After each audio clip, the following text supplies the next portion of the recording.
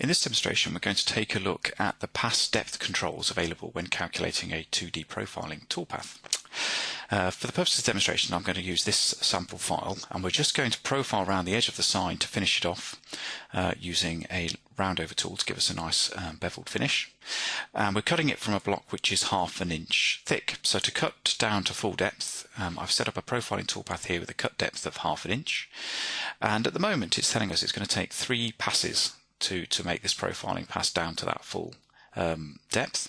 And that's because when we look at the definition of the tool I've used here from the tool database, it has a field called pass depth, and the pass depth in this particular case is 0.2 of an inch. So we're saying that this tool can take 0.2 of an inch per pass, and so in this case that's going to take, unfortunately, 3 passes to get down to the bottom.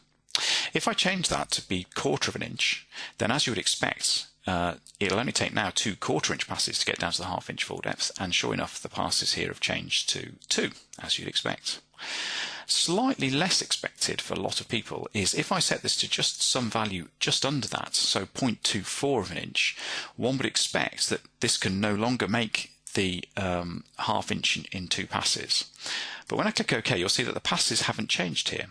And that's because Aspire and VCarve Pro have a heuristic in their algorithm for calculating the number of passes and the pass depths that it's going to take for a profiling toolpath, which is essentially to say, look at the pass depth in the tool definition, but also if I can just vary that by a small amount and reduce the total number of passes, then do that as well, because for most people a small variation of plus or minus 10% on the cutting depth of their tool in exchange for having one less whole pass around the job, and therefore quite a considerable time saving, is a trade-off that's actually a pretty good one for most people.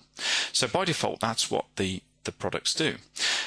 Unfortunately, there are these odd occasions where you really do want to control very precisely the pass depths of your toolpaths, and so although that heuristic is really useful in most cases, there's these occasions where you want to be able to get in there and have complete fine control.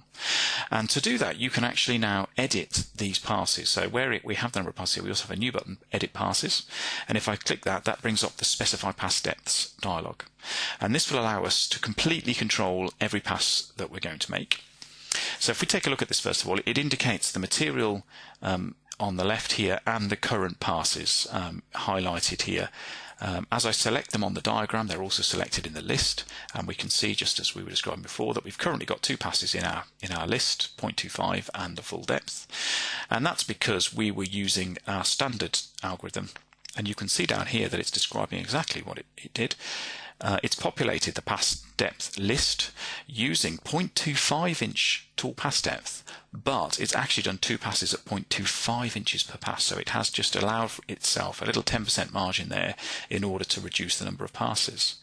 If I switch on this box here and click Set Passes again, it'll repopulate our list using the precise values, and you can see now that we've got a 0.24 depth, just as the tool definition describes, at a 0.48, in other words twice that depth, and then to get down to that final cut we end up with this tiny little slice at the end of just 0.2 of an inch, 0.02 of an inch, and now that's what you would expect in the simplest sort of case, but as you can see it's not that sensible really, because you're going to end up with this whole extra pass there, and you probably would have got away with doing it. But you can now force that, and so you can set maintain exact tool depths and click Set Passes. We can also just say, instead of we're using the tool definitions pass depth to populate the list, we can just force a fixed number of passes. So in this case I can just say set me 3 evenly spaced passes, and that will effectively do exactly that, and in this case it's worked out for us that they're going to be 0.16, roughly 0.17 inches down into the block. And that's great.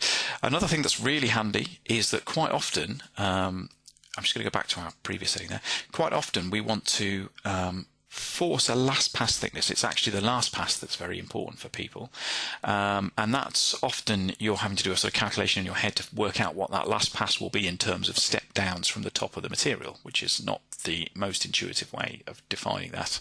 So here, in fact, we can define it in the more intuitive terms of how thick do you want your last pass to be. So in other words, what should the last layer of material thickness be that we're going to take off? And so we can do that here and force in, say, let's do a little thin skin at the end. If I apply that, we're forcing in a little 0.01 inch final pass there. So we've got 3 passes, the last one being this very thin slither at the end. So with these options, you can pretty much populate your list using different techniques. You can also simply double click in the list or select any of the passes that have been defined for you, and you can modify them. So we can take this one at 0.368 and say make that a nice round 0.35 and apply that.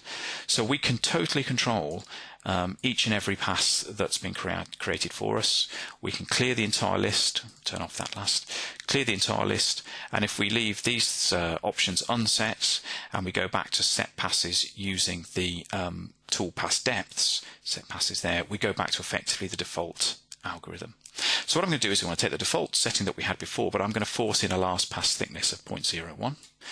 OK that, calculate my toolpath, and here we can just take a quick look in the 3D view. You can see that we've got, as we come down here, our first pass, second pass, and then our tiny little slice at the end before we do our final cut to full depth. And if we take that and just preview that toolpath, we'll see the finished results. Let's delete the waste material around the edge. And there you can see that we've been able to entirely control every aspect of that profiling toolpath.